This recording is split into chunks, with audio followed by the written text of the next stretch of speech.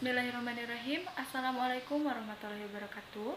Yang terhormat kepada Bapak Rifki Ali Mubarok, SAG MSI, selaku dosen pengampu mata kuliah Manajemen Syariah, dan kepada rekan-rekan yang berbahagia. Pertama-tama kita panjatkan puji syukur kehadirat Allah Subhanahu wa Ta'ala, yang mana telah memberikan kita nikmat sehingga kita dapat melaksanakan kuliah secara online ini. Perkenalkan, nama saya Rima Ramawati. Saya di sini ditugaskan sebagai moderator pada presentasi kali ini. Adapun anggota kelompok kami yaitu ada Teh Vera Giopani, ada Teh Nisa Nurbaiti, ada Teh Anis Jumiati, ada Teh Nadia Permata Wulandari, ada Teh Depi Indrianti, dan juga ada Kang Denny Gunawan. Baik, untuk sesi selanjutnya yaitu penyampaian materi. Di sini kami akan menyampaikan beberapa materi yang berkaitan dengan manajemen syariah yang akan disampaikan dan dipaparkan oleh beberapa anggota kami. Yang pertama adalah prinsip Islam dalam manajemen MSDM yang akan dipaparkan oleh Teh Anis Jumiati. Yang kedua adalah konsep budaya organisasi yang akan dipaparkan oleh Kang Denny Gunawan. Dan yang ketiga, kepemimpinan Islam yang akan dipaparkan oleh Teh Devi Indrianti. Dan yang keempat yaitu motivasi kerja Islam yang akan dipaparkan oleh Teh Nisa Nurbaiti. Yang kelima yaitu ciri-ciri motivasi kerja yang dianjurkan dan diajarkan dalam Islam, yaitu oleh Teh Nadia Permata Wulandari. Dan yang terakhir yaitu kesimpulan yang akan dipaparkan oleh Teh Vera Giopani. Bismillahirrahmanirrahim. Assalamualaikum warahmatullahi wabarakatuh. Untuk selanjutnya di sini saya Anis Jumiati yang akan menyampaikan poin pertama, yaitu prinsip Islam dalam manajemen SDM. Manajemen SDM itu terdapat prinsip Islam yang pertama adalah hifzin. Nah, apa itu hifzin? Hifzin adalah melindungi nilai-nilai spiritual. Lalu ada juga hisnafs. Apa itu hisnafs? Hisnafs itu adalah melindungi jiwa. Lalu ada juga hibs akil, yaitu melindungi intelektualitas. Dan ada hibs nasl, yaitu melindungi generasi penerus. Lalu ada juga hibs mal, yaitu melindungi harta. Nah, dalam prinsip-prinsip Islam, sumber daya manusia itu terdapat perlakuan yang adil terhadap karyawan dan juga tercermin dalam praktik manajemen sumber daya manusia seperti kompensasi yang adil, keamanan kerja, dan peluang untuk pelatihan serta pengembangan karyawan. Di sini juga, selain itu, prinsip-prinsip Islam juga menekankan pentingnya tanggung jawab sosial yang dapat tercermin dalam kebijakan manajemen sumber daya manusia, seperti memberikan kesempatan kerja dalam kondisi tertentu, atau kondisi kerja yang adil dan upah yang sangat adil. Nah, dalam memperlakukan prinsip-prinsip Islam ini dimasukkan ke dalam manajemen sumber daya manusia, sebuah organisasi itu dapat menumbuhkan budaya keadilan, lalu ada juga rasa kasih sayang, dan perilaku etis yang dapat berkontribusi pada peningkatan dan keterlibatan kepuasan serta kinerja karyawan.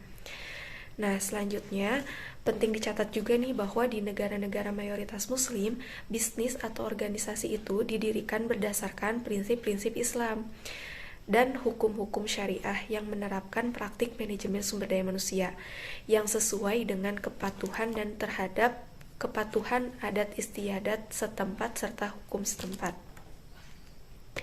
Berikut contoh prinsip-prinsip Islam yang diintegrasikan ke dalam praktik manajemen sumber daya manusia. Beberapa contohnya dapat saya sampaikan. Yang pertama itu adalah kompensasi yang adil. Apa itu kompensasi yang adil? Yaitu prinsip Islam yang menekankan pentingnya kompensasi yang adil bagi karyawan. Pertama itu bagaimana evaluasi pekerjaannya, lalu tarif pasar, dan kinerja individunya seperti apa. Nah, ada juga keterlibatan karyawan. Apa itu keterlibatan karyawan? Keterlibatan karyawan ialah melibatkan karyawan dalam proses pengambilan keputusan, seperti memberikan mereka suara atau kebijakan sesuai prosedur di tempat kerjanya. Nah, di sini juga ada perilaku etis. Perilaku etis ini dalam ajaran Islam melarang penipuan dan ketidakjujuran dalam urusan bisnis atau organisasi. Nah, dapat diterapkan juga nih kebijaksanaan kebijakan untuk mempromosikan perilaku etis dengan memberikan pelatihan kepada karyawan dengan cara menangani dilema etika. Lalu di sini juga ada tanggung jawab sosial. Nah, prinsip-prinsip Islam menekankan pentingnya suatu organisasi bertanggung jawab atas dampaknya terhadap lingkungan masyarakat.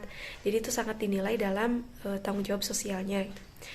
Dalam Islam itu harus dilibatkan yaitu masyarakat, tanggung jawab sosial perusahaan, serta mempromosikan keberlanjutan seperti apa perusahaan tersebut. Nah, selanjutnya yang terakhir adalah fleksibilitas dalam jam kerja dan pengaturan. Prinsip Islam mendorong organisasi untuk fleksibel dengan jam kerja dan pengaturan untuk memenuhi kebutuhan keagamaan atau pribadi. Misalnya, menyediakan waktu untuk sholat Jumat, untuk sholat wajib, dan untuk puasa Ramadan. Nah, itulah ya penting-pentingnya prinsip-prinsip Islam yang harus diterapkan dalam manajemen sumber daya manusia. Mungkin ini masuk ke dalam manajemen syariah juga karena tergantung pada organisasi yang akan dipimpin oleh setiap perusahaan. Baik, untuk selanjutnya adalah konsep budaya organisasi Islami. Nah, setiap organisasi memerlukan sumber daya untuk mencapai usaha yang telah ditentukan. Yang pastinya sumber daya manusia merupakan salah satu faktor penting yang terus-menerus kita bicarakan. Oleh karena itu perlu usaha-usaha yang lebih bagi peningkatan dalam membina manusia sebagai tenaga kerja. Nah, setelah menyadari arti penting manusia, maka suatu organisasi harus dapat mengatur dan memanfaatkan sedemikian rupa sehingga potensi sumber daya manusia yang ada di organisasi itu dapat dikembangkan. Nah, pengaturan atau pengelolaan tersebut dimulai dari pengembangan, pengintegrasian hingga pengaturan yang berkaitan dengan penggalian dan pelaksanaan budaya kerja dalam setiap fungsi dan jabatan yang ada di perusahaan. Nah, pengaturan juga berkaitan dengan pemenuhan kebutuhan manusia seperti pemberian kompensasi yang secara terus-menerus dapat menghasilkan peningkatan kepuasan kerja. Nah, ada juga beberapa karakteristik dalam budaya organisasi Islami. Nah, yang pertama adalah bekerja merupakan salah satu pelaksanaan fungsi manusia sebagai khalifah, yakni ya seorang muslim harus menyadari bahwa diciptakan manusia itu memang dijadikan sebagai khalifah atau pemimpin di dunia ini. Nah, yang mana harus mampu mengarahkan amal perbuatan manusia yang mampu menciptakan kebaikan dan kemaslahatan di muka bumi ini. Nah, seorang muslim meyakini apapun yang diciptakan Allah di bumi untuk kebaikan dan apapun yang Allah berikan kepada manusia sebagai sarana untuk menyadarkan atas fungsinya sebagai pengelola bumi. Jadi memang sebagai khalifah. Nah, yang kedua, bekerja merupakan ibadah. Nah, berangkat dari fungsi umat Islam sebagai khalifah dan pembawa rahmat, ya rahmat lil alamin, inilah maka perlulah seorang muslim bertanggung jawab terhadap pengelolaan isi bumi dan segala isinya. Nah, oleh karena itu proses pengelolaan isi bumi ini menjadi penting bagi seorang muslim demi tercukupi keperluan hidupnya. Nah, bekerja memang merupakan ibadah. Sebagai seorang muslim, bekerja sama artinya dengan mengaktualisasikan salah satu ilmunya Allah. Kepemimpinan Islam. Islam sendiri tidak pernah membagi tipe-tipe kepemimpinan sebagai tipe-tipe kepemimpinan konvensional, tapi Islam menentukan karakter-karakter seorang pemimpin. Karena di dalam Islam, setiap pemimpin harus sesuai dengan ajaran Al-Quran dan hadis. Jadi, pimpinan yang ada di dalam Islam itu adalah pimpinan yang informal, yaitu pimpinan yang tidak diangkat berdasarkan pengangkatan resmi seperti pimpinan suatu negara, partai politik, dan lain-lain. Yang perlu dipahami oleh seorang pemimpin adalah bahwa kodrat manusia itu diciptakan berbeda satu sama lain. Dari perbedaan itulah bisa menimbulkan bermacam-macam pendapat dan pemikiran yang mengakibatkan kondusivitas interaksi kehidupan. Dari keberagaman perbedaan ini, Islam membagi sikap kepemimpinan sebagai berikut. Yang pertama, ada sikap terhadap golongan Islam. Islam sendiri terdiri dari organisasi-organisasi, aliran-aliran, dan kelompok-kelompok Islam tertentu. Contohnya di Indonesia ada Muhammadiyah, Nahdlatul Ulama, Islam Garis Keras, dan lain-lain. Oleh karena itu, seorang pemimpin harus membina agar tidak menimbulkan perpecahan sesama golongan Islam. Pembinaan ini digunakan untuk mencari solusi dari perbedaan yang ditimbulkan agar yang sesat kembali ke jalan yang benar. Terus yang kedua, ada sikap sesama umat Islam. Sesama umat Islam, kita harus saling berlaku adil dan jujur. Berlaku adil dan jujur adalah suatu aksi sejalan yang harus dipasangkan. Jika seseorang tidak jujur, tentu seseorang tersebut tidak bisa bersikap adil. Nah, oleh sebab itu, seorang pemimpin tidak boleh menyembunyikan, memindahkan, atau mengambil hak-hak seseorang, baik untuk kepentingannya sendiri maupun orang lain. Terus yang ketiga, sikap sebagai pemimpin bangsa. Yang perlu dipahami sebagai seorang pemimpin Islam, sebagai pemimpin bangsa, yaitu mempunyai sikap kepemimpinan yang amanah. Karena seorang pemimpin bangsa itu lebih luas daripada pemimpin golongan dan pemimpin umat. Karena bangsa terdiri dari bermacam-macam suku, ras, warna kulit, agama, dan lain-lain. Jika seorang pemimpin bersikap amanah, kekurangannya dalam menjalankan roda kepemimpinan bisa tertutupi karena rasa kepercayaan yang sudah tertanam di benak umat atau rakyat tersebut. Selanjutnya, motivasi kerja Islam akan dijelaskan oleh Saudari Nisa. Yang keempat, yaitu ada motivasi kerja Islam. Selama ini, banyak orang bekerja untuk mengejar materi belaka demi kepentingan duniawi tanpa memikirkan akan akhirat kelak yang kekal abadi. Oleh karena itu, sudah saatnya para pekerja, karyawan-karyawan bekerja dengan motivasi yang dapat memberikan kepribadian yang baik dan dibenarkan dalam ajaran Islam. Assalamualaikum warahmatullahi wabarakatuh. Perkenalkan, nama saya Nadia Pamata Wulandari. Di sini saya akan melanjutkan materi tentang karyawan-karyawan bekerja dengan motivasi yang dapat memberikan kepribadian yang baik dan dibenarkan oleh ajaran Islam dan harus memenuhi ciri-ciri sebagai berikut. Yang pertama, ada niat baik dan benar mengharap ridha Allah Subhanahu wa Ta'ala. Sebelum seseorang bekerja, harus mengetahui apa niat dan motivasi dalam bekerja. Niat inilah yang akan menentukan arah pekerjaan. Jika niat bekerja hanya untuk mendapatkan gaji, maka hanya itulah yang akan didapatnya. Tetapi, jika niat bekerja sekaligus untuk menambah motivasi sebuah kajian teori akhirat, mendapat harta halal, serta menafkahi keluarga, tentu akan mendapatkan sebagaimana yang diniatkan. Rasulullah SAW bersabda, dari Sa'ad Abu Waqqas, Rasulullah SAW bersabda kepadanya, sesungguhnya apa saja yang engkau nafkahkan, yang kamu niatkan untuk mencari keridhaan Allah, niscaya kamu akan diberi pahala sebagai apa yang kamu sediakan untuk makan istrimu. Selanjutnya, yang kedua ada takwa dalam bekerja. Takwa di sini terdapat dua pengertian. Yang pertama ada taat terhadap perintah dan menjauhi larangannya. Yang kedua ada sikap tanggung jawab seorang muslim terhadap keimanan yang telah diyakini dan diikrarkannya. Orang yang bertakwa dalam bekerja adalah orang yang mampu bertanggung jawab segala tugas yang diamanahkannya.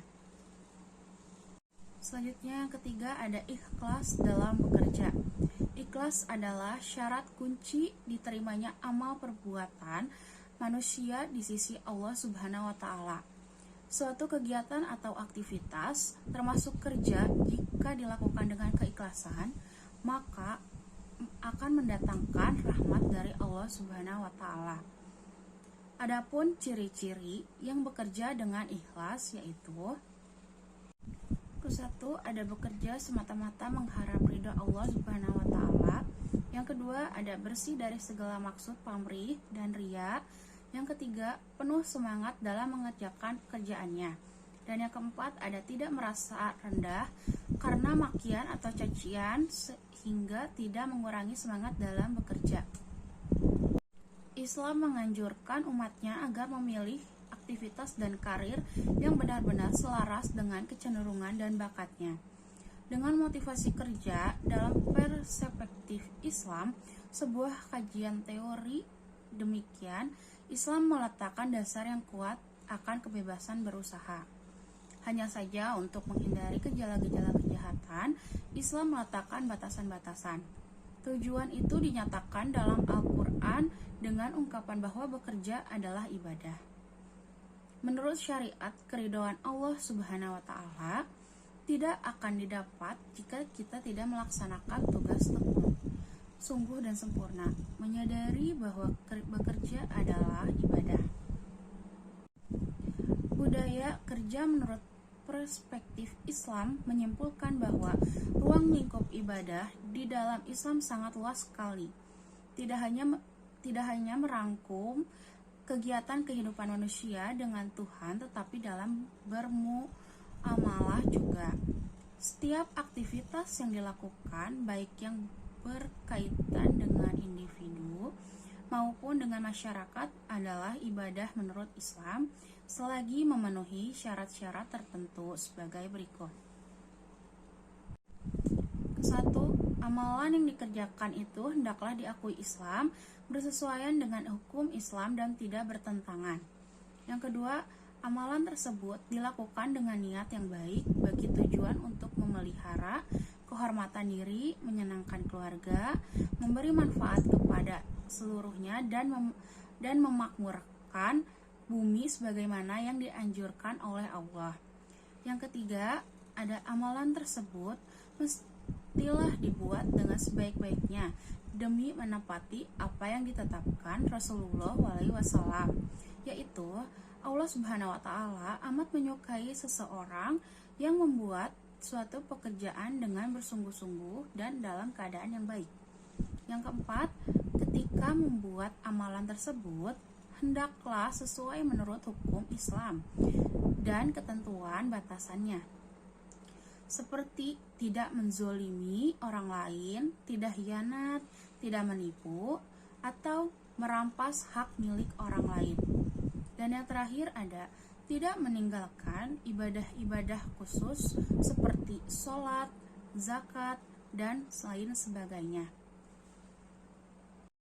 Kesimpulan, manajemen sumber daya manusia adalah pendayagunaan, pengembangan, penilaian, pemberian balas jasa dari pengelolaan individu anggota, organisasi, atau kelompok pekerja. Manajemen sumber daya manusia dipandang perlu untuk pengembangan suatu organisasi serta mengatur segala aktivitas karyawan. Para karyawan diharapkan mampu mewujudkan tujuan yang ingin dicapai dalam suatu organisasi. Manajemen sumber daya manusia meliputi penentuan aktivitas karyawan mulai dari seleksi karyawan, pelatihan dan pengembangan, serta semua aktivitas yang menyangkut kegiatan karyawan dalam ruang lingkup organisasi. Dalam pandangan ajaran Islam, segala sesuatu harus dilakukan secara rapi, benar, tertib, dan teratur. Segala sesuatu harus melalui proses yang baik, tidak boleh dilakukan dengan asal-asalan. Rasulullah SAW bersabda, sesungguhnya Allah sangat mencintai orang yang jika melakukan sesuatu pekerjaan dilakukan secara itqan atau tepat, terarah, jelas, dan tuntas menurut hadis riwayat Tabrani.